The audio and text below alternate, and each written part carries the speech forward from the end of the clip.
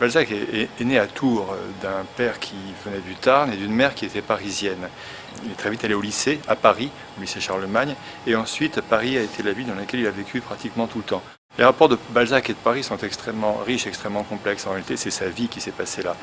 Paris, c'est l'endroit où il a vécu ses premiers émois de jeune homme, c'est là où il a créé ses premières œuvres, c'est là où il a été imprimeur, il a été fondeur de caractère, il a été éditeur, il a été écrivain. Donc toute sa vie professionnelle véritablement se concentre à Paris.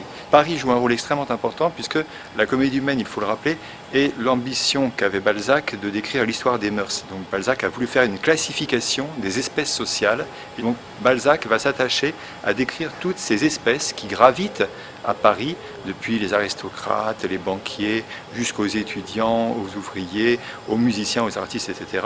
Et Balzac va parler du bourgeois conformiste, Balzac va parler du parvenu, du banquier récemment enrichi. Mais aujourd'hui, Balzac parlerait du bobo, par exemple, qui parlerait de ces nouvelles générations sociales qui ont surgi, qui naissent sur le sol parisien.